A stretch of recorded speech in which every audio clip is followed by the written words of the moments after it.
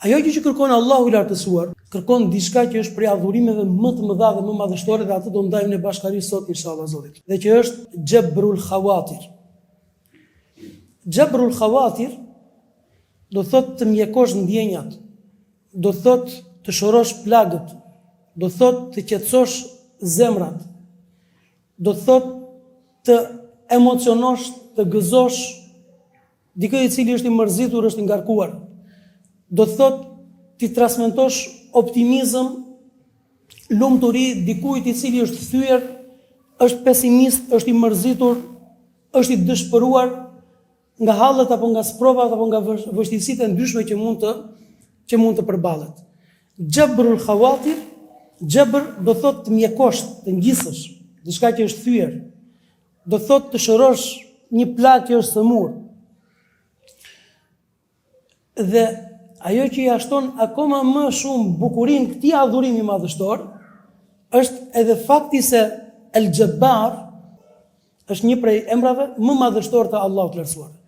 Emri i Allahut të Lartësuar El Jabbar, të gjithë e dini dhe kemi dëgjuar. Përfshin 3 kuptime madhështore. Kuptimi i parë është lartësinë, dhe Zoti i gjithësisë është i lartësuar me qenien e tij, me madhështinë e tij dhe me gjithçka që ka të bëjë tek ai. Kuptimi i dytë është i plot fuqishëm. Allahu është ai i cili posedon fuqinë absolute, i plot fuqishëm për gjithçka. Mjafton të thotë për diçka bëhu dhe ajo bëhet. Dhe kuptimi i tretë madhështor dhe i mrekullueshëm i emrit të Allahut të Lartësuar El Jabbar është që ky Zot i cili është i lartësuar, ky Zot i cili është i plot fuqishëm, është dhe i mëshirshëm, është dhe i butë, i mjekon dhe i shëron plagët e njerëzve. E pason atë dhimbjen e fukarallëkut me pasuri dhe me mirëqenie.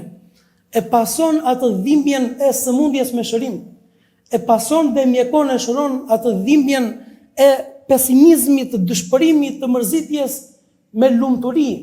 Dhe shikoni se si gjendja jonë kalon nga një gjendje, jeta jonë kalon nga një gjendje në gjendjen tjetër, dhe kjo është e gjitha prej Allahut të Lartësuar. Që lutim Zotin e gjithësisë se gjendja jonë të jetë nga vështirësi, nëse është në mirësi dhe në lumturi dhe në bereqete të shumta. Ky është El Jabbar. Tani, duke qenë se emri i Allahut të Lartësuar është El Jabbar, muslimani do të marrë diçka prej emrit të Allahut të Lartësuar.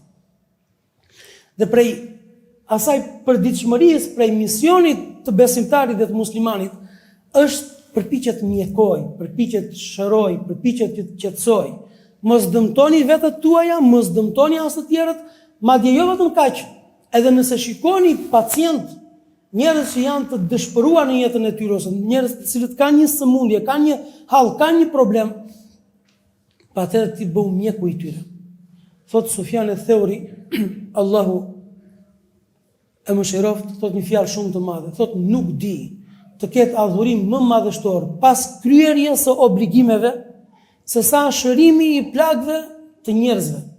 Nuk di të ketë adhurim, termin adhurim e dim që të gjithë, diçka që ta afron tek Zoti, ta kërkon Allahu dhe Allahu është i kënaqur me të. Unë nuk di, thot, të ketë pas kryerjes së obligimeve që të ka obliguar Zoti, adhurim më madhështor, më gjigant, më të shpërblyer prej Allahut se sa njeriu të angazhohet me shërimin e plagëve të njerëzve. Shikoni se çfarë dimensione e ngri Islami njeriu. E bën atë që mos jetë vetjak, të mos jetë egoist. E bën atë të jetë i mëshirshëm, i butë, dhe të jetë mjek, dhe secili ka mundësi të jetë mjek. Duke filluar nga njerëzit më të afërt që e rrethojnë. Njeriu në mënyrë më primare, më të domosdoshme, që meriton të shërohen plagët dhe të qetësohet dhe gjithmonë të jetë i lumtur është prindi. Është nëna, është babai. Asnjëherë nuk duhet acaruar shpirtrat e tyre, apo nuk duhen rënduar zemrat e tyre.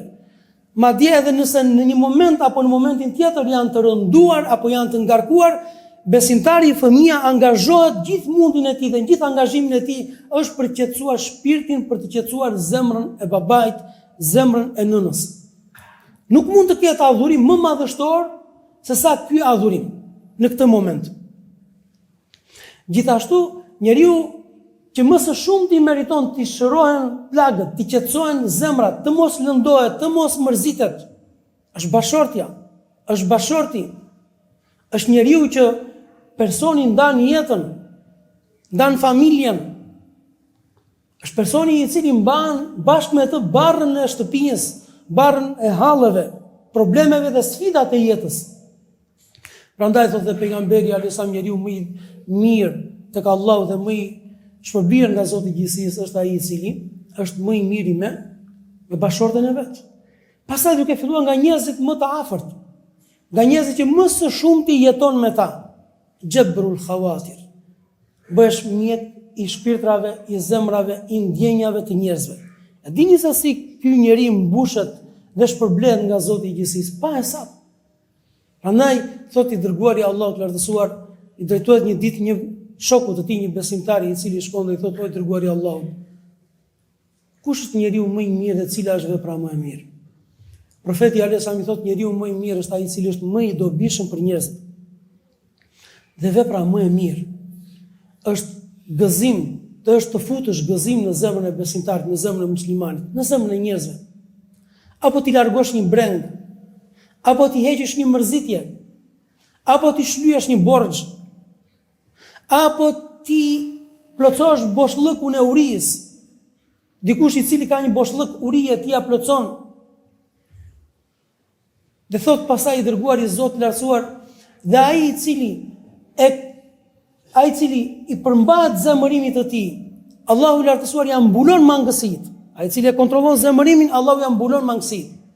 Dhe ai i cili e gëlltit zemërimin e tij dhe nuk e shpreh, nuk vepron në bazë të zemërimit të tij, edhe pse ka mundësi fizike ta bëjë diçka të tillë, ta marrë hakun të drejtën e tij, Allahu i lartësuar ja mbush zemrën me gëzim, me qetësi, dhe Allahu i lartësuar është problem të madh në ditën e Kiametit. Dhe të marrë dikë prej dore, thot profeti i Zotit, të marrë dikë prej dore, dhe ta shoqëroj atë, derisa ta kryej hallin e tij, problemin që ka, dertin që ka, është më e dashur për mua se sa të ri dhe ta adhuroj Zotin një muaj rresht pa ndërprerje në këtë xhami, në xhamin e profetit, xhamin e Medine, aty ku një namaz është i barabartë me 1000 namaze. Dhe këtu bëhet fjalë për adhurim vullnetar, jo për kryerjen e obligimeve. Dhe pastaj këtë hadith që unë e thash në përgjithësi me kuptimet e tij, e përfundon i dërguari i Zotit lartësuar duke thënë: "Dhe morali i keq e prish veprën e mirë, ashtu siç prish uthulla kur hidhet në mjalt, që e prish atë." Që do thotë, a do të tregoj se cilat janë veprat të cilat më së shumti e gëzojnë Zotin dhe më së shumti e shpërblejnë robin? Janë 1, 2, 3, 4, 5, mirë po kujdes nga morali i keq, sepse ti mund të bësh mirë, ti mund të shlyesh borxhet e njerëzve, ti mundet të plotësosh boshllëkun e urisë së tyre, ti mund të qetësosh në momente të caktuara dhe hallet dhe brengat dhe kështu me radhë, mirë po nga ana tjetër çfarë bën? E prish dhe shkatron atë me moralin e keq. Dhe një prej formave të moralit të keq është, siç thot Allahu i lartësuar: "La tubtilu sadaqatikum bil manni wal adha." Mos ia zgjesoni kontributet tuaja duke u përmendur njerëzve apo duke u sjell keq atyre në momente të caktuara. Gjithashtu i dërguari i Zotit lartësuar ka thënë, pra pejgamberi alayhisalam ka thënë, dhe Allahu do të vazhdoj në ndihmën e robit përderisa robi është në ndihmën e njerëzve. Allahu do të vazhdoj që ta ndihmojë dikë përderisa ky person ka derë të jetë në ndihmën e njerëzve, të gjendet pranë njerëzve. Nëpërmjet këtyre formave, Allahu i lartësuar dëshiron që të lidhë zemrat mes njerëzve, që të bëjë që të solidarizohen mes veti, të bëjë njerëzit që të jenë një trup i vetëm. Dakord, Allahu është ai, sepse dikush mund i bie shkurt dhe thotë po mirë, dakord, Zoti pse nuk i zgjidh gjërat në formë tjetër? Të mos ketë varfëri, të mos ketë mërzitje, të mos ketë halle, të mos ketë këtë, të mos ketë atë. Allahu dëshiron që të ketë, që të jenë këto dukuri dhe këto fenomene. Dhe pastaj Allahu i lartësuar na ka angazhuar ne që t'i plotësojmë dhe t'i mbyllim këto boshllëqe, në mënyrë që të nderohemi, të afrohemi tek Zoti, të shpërblehemi, të lidhemi fort njëri me tjetrin, duke i shërbyer shumë njëri tjetrit. Dhe ky është prej adhurimeve më fisnike. Prej adhurimeve më fisnike dhe më madhështore është që të lartësohesh tek Zoti i gjithësisë me shërbimin që u bën të tjerëve, me shërbimin që i bën familjes, prindit, bashortës, fëmijës, me shërbimin që i bën vëllait dhe me të gjitha këto morale të larta të cilat i përfshin ky mesazh i dërguar i Zotit lartësuar. Po të shohim Allahun i cili është El Jabbar, vërtet e dërgon sprovën, vërtet në momentet caktuara e dërgon dhimbjen, mirë po ai është përsëri që pasi kjo sprovë e ka çuar në vend misionin që ka, Allahu i lartësuar pastaj e ngre dhe lartëson. Ky Zot është i mëshirshëm. Vërtet Allahu deshi që vëllezërit e Jusufit t'i ngrenin atë kurthin Jusufit alayhis salam. Dhe përfundoi pikërisht në gropën e pusit, në brendësinë e pusit. Mirë po çfarë thot Allahu i lartësuar? Allahu i madhëruar i shpalli dhe e frymëzoi dhe e përgëzoi që ti do të vi një moment do t'i lajmërosh për këtë gjë që janë duke të bërë. Dhe ata nuk do ta kuptojnë. Pra në një farë mënyrë e përgëzoi se do vi një moment ti do dalësh nga kjo situatë dhe Zoti do t'i bëj bashkë përsëri. E qetësoi shpirtin e tij. Allahu e dërgoi sprovën, por Allahu ja qetësoi edhe zemrën. Gjithashtu i dërguari i Zotit lartësuar e ka patur si mision në jetën e tij. Dhe u ka transmetuar atë shokëve të tij, që një musliman i mirë dhe një besimtar i mirë është ai i cili menaxhon, kujdeset për ndjenjat, për emocionet, për zemrat e njerëzve. Dhe ai musliman i cili feja e tij, Islami i tij nuk ka arritur që t'i transmetojë në brendësinë e tij dhe në jetën e tij mëshirë, butësi, respekt, kujdesje për ndjenjat e njerëzve, ky njeri rrezikon xhenetin. Edhe herë tjetër e kemi thënë, a doni t'ju tregoj thot profeti i Zotit se kush janë banorët e zjarrit, ata që masivisht do të hyjnë, do të futen në zjarr?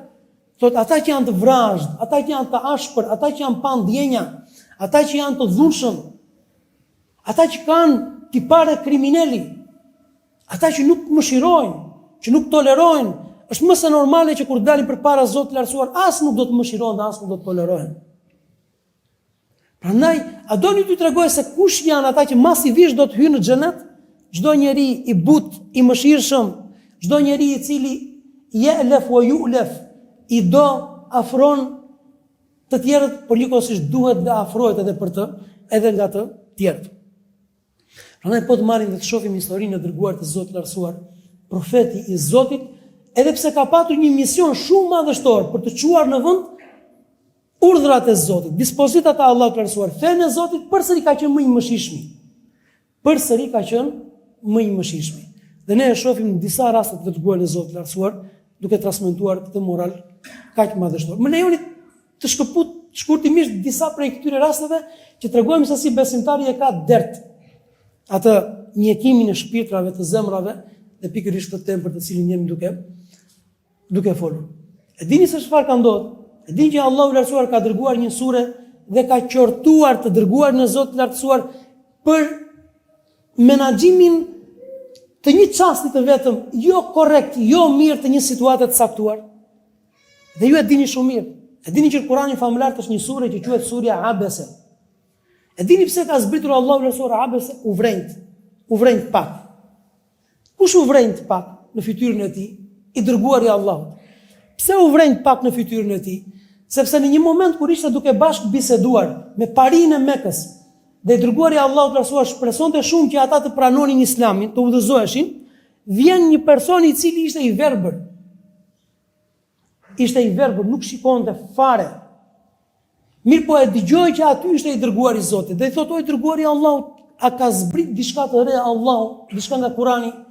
Alimni, më mëso diçka të re, më përmiso, më jep një këshill. Dhe nuk e shikonte, sepse ishte i verbër, nuk e shikonte që i dërguari i Zotit ishte tani në kulmin e një bisede shumë të rëndësishme për të. Ishte duke biseduar me parinë e Mekës. Dhe profeti i Zotit nuk e lëndoi fare me gjuhë. Mirë po, thjesht u vrenjt pak në fytyrën e tij. Dhe u kthye dhe vazhdoi bisedën me parinë e Mekës, me burrat e mëdhenj të Mekës. Në këtë moment Allahu i lartësuar zbriti surën Abese. Nëpërmjet kësaj sureje e qorton profetin dhe i thot Abese wa tawalla. U vrenjt dhe i ktheu shpinën dikujt i cili erdhi me nxitim dhe kërkonte shpëtim, dhe kërkonte këshill, kërkonte të furnizoj me diçka që zbret me shpallje që zbret prej Allahut të lartësuar. Dhe e qorton në një farë mënyrë profetin Alisa. Dhe ajo që është më madhështoria dhe më e çuditshme, dini cila është? Abdullahu ishte i verbër. Dhe ai fare nuk e pa faktin që profeti i Zotit u vrenjt. Nuk kuptoi, nuk u ndje keq, sepse ai nuk e pa që i dërguari Allahu na u vrenjt. Pavarësisht se nuk e pa, pavarësisht se nuk e kuptoi. Allahu i lartësuar dëshiron që ne të kemi standard të lartë në veten tonë, pavarësisht se e pan njerëzit apo nuk e pan diçka të tillë. Çfarë si ka? Ti vetë duhet jesh në lartësinë e kujt, lartësinë e gjendjes, në lartësinë e situatës. Dhe qorton Allahu i lartësuar. Pse kjo gjë? Sepse në një farë mënyrë mund të prekeshin dhe mund të cënoheshin ndjenjat e kujt, ndjenjat e besimtarit, për të dhënë mesazh. Ka ndodhur një ngjarje e lezetshme në kohën e të dërguarit të Zotit lartësuar. Zeid ibn Arqam, një djalosh i vogël, u përball në një situatë, dëgjon kokën e munafikëve të hipokritëve, Abdullah ibn Ubay ibn Salulin. E dëgjon duke fol shumë keq për të dërguarin e Zotit. Thot, sa të kthehemi në Medinë, thot, ne që jemi krenar, do t'i marrin, do t'i nxjerrin prej qytetit ata të poshtëruarit. Dhe kishte për qëllim të dërguarin e Allahut bashkë me besimtarët. Mirë, po ky person që e tha këtë fjalë, nifej në mesin e muslimanëve si musliman. Zeidi, ky djalosh i vogël, e dëgjon se çfarë tha, ja thot xhaxhait të tij, dhe xhaxhai i tij ja transmeton profetit alayhis salam. Në këtë moment, i dërguari i Zotit lartësuar, u përhap lajmi, atëherë të gjithë muslimanët filluan dhe thanë, si ka mundësi që një njeri që e heq veten dhe sillet si musliman të thotë këtë gjë për të dërguar në Allah dhe për besimtarët. Mirë po, kur përhap lajmi, i akuzuari nuk u bë në mesin e njerëzve autori ai që i kishte thënë atë fjalë. Mirë po, filluan dhe për gënjeshtronin Zeidin, fëmijën që e tha të fjalë. Pse kjo gjë? Sepse thanë, po ju pse veni pas fjalëve të një fëmije? Pra ta munafik filluan dhe çfarë të mbroheshin, duke që nga Abdullahu i pari, filluan të mbroheshin me se duke akuzuar që ju besoni një fëmijë, ndërkohë që për vete u betua që nuk e kam thënë diçka të tillë. U betua që jo kurrë se kam thënë diçka të tillë. Çfarë thot ky djalosh? Zeid thot pash në Zotin. Më ngushtua dunjaja, më kaploi një mërzitje, më kaploi një trishtim, sepse njerëzit më përgënjeshtuan, më nxorën gënjeshtar, dhe në një farë mënyrë kisha frikë se si do të trajtonte i dërguari i Zotit lartësuar, sa që më dukej se do të mbinte mbi kokën time qielli. Dhe duke ecur një ditë në këtë gjendje i mërzitur, e kishte përjetuar edhe pse ishte fëmijë. Thot, kur kuptoj që po më prekte veshin tim, dora e të dërguarit të Zotit lartësuar e shoqëruar me një buzëqeshje. Dora e dërguarit të Allahut lartësuar e shoqëruar me një buzëqeshje. Pra e preku e përkëdheli në veshin e tij dhe pastaj i shoqëroi një buzëqeshje profeti alayhis salam, si për t'i thënë që pavarësisht se çfarë thonë njerëzit, unë e di që ti thua të vërtetën. Thot pasha Zotin e gjithësisë. Atë përkëdhelje që më dha i dërguari i Allahut lartësuar, me atë buzëqeshje nuk e këmbeja as me përjetësinë në këtë dunja. Pra nëse do më thuaj, e dëshiron përjetësinë apo atë përkëdhelje dhe buzëqeshje që të dha i dërguari i Zotit, thosha jo, më mjafton ajo përkëdhelje dhe buzëqeshje që më dha i dërguari i Zotit lartësuar. Pse e bëri këtë veprim pejgamberi alayhis? Sepse e kuptoi që ishte i mërzitur dhe i transmetoi një element për ta qetësuar shpirtin e tij dhe zemrën e tij dhe për t'i transmetuar çfarë? Besim. Vin fukarën tek pejgamberi alayhis salam një ditë. Tur. I thonë dërguari i Allahut, jemi të shqetësuar. Pse? Sepse të pasurit mes nesh kanë mundësi që të bëjnë vepra më shumë se sa ne. Ata me pasurinë e tyre japin sadaka dhe kryejnë haxh dhe kryejnë umre dhe bëjnë vepra të mira, ndërkohë që ne nuk kemi. Pejgamberi alayhis salam thotë, a nuk keni dhe ju mundësi se si ti garoni dhe ti parakaloni ata me sevape dhe me shpërblime? Dhe orienton profeti i Zotit tek punët e mira. Thot, dhe për çdo tasbih që bëni subhanallah, kjo është sadaka, është shpërblim, për çdo alhamdulillah merr shpërblim, për çdo la ilaha illallah merr shpërblim, nëse heq një pengesë nga rruga merr shpërblim, nëse orienton për tek e mira ke shpërblim, nëse pengon nga e keqja ti merr shpërblim, madje edhe nëse vendos një standard që çdo gjë e bën me një jetë të mirë, deri tek jeta intime bashkëshortore, edhe aty ke shpërblim. U kënaqën, u gëzuan, i qetësoi zemrat e tyre, tha po, atëherë i bie që edhe ne mund të garrojmë. Dhe kthehen i dërguar, dhe kthehen pastaj në shtëpitë e tyre nga i dërguari i Zotit të lartësuar. I zbret shpallja e pejgamberit alayhis salam. Shikoni njerëzit e mëdhenj.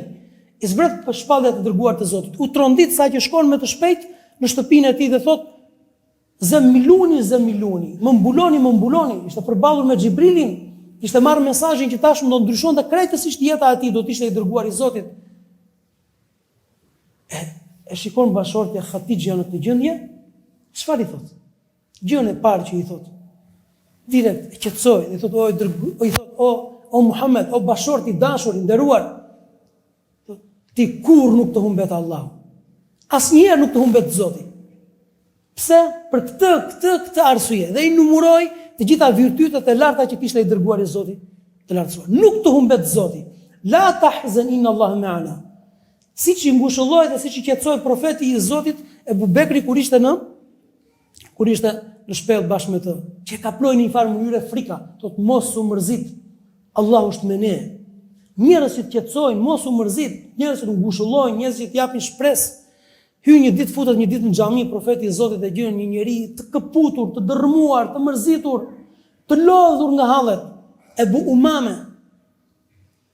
Thot: o Ebu Umame, pse po të gjeni në xhami në një moment që nuk është momenti i namazit? Tani nuk është momenti për të falur namazin. Pse je në këtë orar? Dhe këtu ka edhe një mesazh që muslimani kur lind dielli dhe gdhin dita, shpërndahet për kërkuar rrezikun e Zotit të lartësuar. Muslimani është punëtor.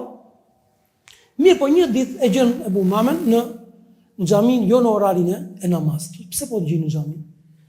Thotë: o dërguari i Allahut, kam marrë të ndaj hallet me Zotin, sepse me të vërtetë më kanë kapluar borxhet, kanë mbuluar borxhet, mërzitjet, hallet, problemet. Thot profeti i Zotit: a do të orientoj tek një dua që nëse i drejtohesh Allahut të lartësuar, ta largon mërzitjen, të shlyen borxhet, të hap rrugët për të shlyer borxhet dhe për dal nga situata? Dhe i mëson profeti alayhis salam atë duan e famshme se si ti kërkojmë mbrojtja Allahut të lartësuar nga mërzitja, nga ankthi, nga brengat, rëndesa e borxheve, nga padrejësitë e njerëzve dhe nga çdo gjë, nga pamundësitë, nga dembelizmi, nga gjithçka që me të vërtetë ne na rëndon jetën tonë. E qetësoi i dërguari i Zotit të lartësuar. Thot Ka'b ibn Malik: kur nuk kam për t'i harruar Talhas atë veprim që bëri për mua. Çfarë bëri Talha? Ka'bi kishte gabuar.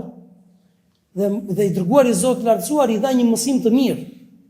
Por mirë, po erdhi përgëzimi prej Allahut të lartësuar se si Allahu e kishte falur. Në momenti kur erdhi përgëzimi, Ka'bi hyri në xhami dhe besimtarët e pritën në xhami. Mirë, po askush nuk u ngrit ta përqafonte përveç Talhas. Dhe dera xhamis dhe përqafonte dhe shtrëngon fort dhe i thot: përgëzime për ty o vlla, se të ka falur Zoti, ka zbritur Allahu i lartësuar Kur'an për ti. Çfarë thot Ka'bi? Thot: kur nuk ja kam harruar këtë detaj Talhas. Kur nuk ja kam harruar këtë detaj Talhas. Çfarë bëri? Asgjë. Thjesht u çua prej vendit e përqafoi vllan dhe tha: përgëzime për ty.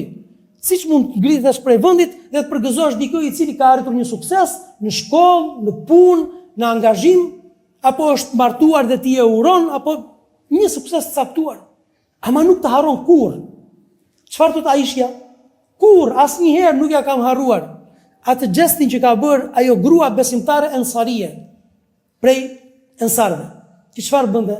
Në muajin e vështirë që përjetoi Aishja, në shpifjen e madhe që bën për të, që ju ngushtua toka dhe ju rëndua situata dhe e kalonte vetëm duke qarë, sepse akuzuan në nder, hipokritët dhe njerëzit e sëmurë dhe njerëzit e dobët. Çfarë thot? Nuk i harroj kur asnjëherë një gruaje e cila thjesht vinte, futej në dhomën time, qëndronte orë të tëra me mua dhe vetëm qante. Asnjë fjalë nuk thoshte. Thjesht ndante dhimbjen me mua. Ndante, pa më ngushëllonte, thjesht qante. Asnjëherë nuk kam për t'i harruar asaj. Madje i dërguari i Zotit lartësuar shkoi deri aty sa që mëshironte edhe lotët e kafshëve. Ta ka mësuar ne, një besimtari ka dhëmshuri, të besimtari ka mëshirë, besimtari ka ndjenja. Ju e dini hadithin se si vjen një djalosh tek i dërguari i Zotit lartësuar dhe tërhiqte prej kapistre devën e tij. Dhe sa po pa deveja profetin e Zotit, dhe kjo është një prej mrekullive që i është dhënë profetit alayhis salam. Sa po e pa të dërguar në Allahu të lartësuar, filloi dhe lotonte deveja. Thot Muhamedi alayhis salam, e kujt është kjo kafsh, kjo deve, e kujt është? Thanë dërguari i Allahut, i thot ky dera është e imja. I thot sapo mua ankua, se ti e ngarkon tej mase, tej asaj që ajo mban dhe nuk e ushqen siç duhet. Dhe nuk e ushqen mjaftueshëm. Madje dërguari i Allahut të lartësuar ka thënë, Allahu i lartësuar e ndëshkoi me zjarr një grua për shkak të një maceje, se mori e lidhi derisa ngordhi, as nuk e ushqente dhe as nuk e la të lirë ta gjente vetë ushqimin. Prandaj të nderuar dhe raste të tilla ka pafund, unë nuk dua që të zgjatem më. Them se mjafton me ndihmën e Zotit të lartësuar për të marrë një sinjal që Islami ka ardhur për të ndërtuar njerëz të mëdhenj. Dhe njeri i madh është ai i cili fillimisht ndërton zemrën e tij, një zemër të madhe dhe krahoror të gjerë. Dhe njeri i madh është ai i cili jeton me njerëzit, jeton me hallet e njerëzve. Minimumi me fjalën e tij, me gjuhën e tij, nëse nuk ka mundësi me pasurinë e tij. Prandaj e lutim Allahun lartësuar që të jemi për atyre njerëzve, të cilët me të vërtet janë mjekues, janë shorues, janë qetësues të shpirtrave të njerëzve. Dhe kujdes dhe Allahu na ruaj që të bëhemi prej atyre që në një formë apo në formën tjetër shkaktojnë plagë, Zot na ruaj. Sepse nuk është çudi që ai i cili shkakton do t'i shkaktojë dhe atij. Prandaj na bëftë Allahu i lartësuar të dobishëm, na falë Allahu i lartësuar mangësitë tona dhe falenderojmë Zotin e gjithësisë për të fe madhështore që na ka dhënë dhe kërkojmë Allahut të lartësuar që të gjitha plagët, dertet, brengat, hallet e besimtarëve të muslimanëve të njerëzve të mirë, Zoti i lartësuar t'i shiroj dhe Zoti i lartësuar t'i shuroj dhe Allahu i lartësuar t'i lehtësoj dhe kërkojmë Zotit i gjithësisë ta tubojë gjithmonë mirësinë në këtë botë, në xhenetet e larta në botën tjetër. Aqulu ma tasma'un, astaghfirullaha al-azim li wa lakum.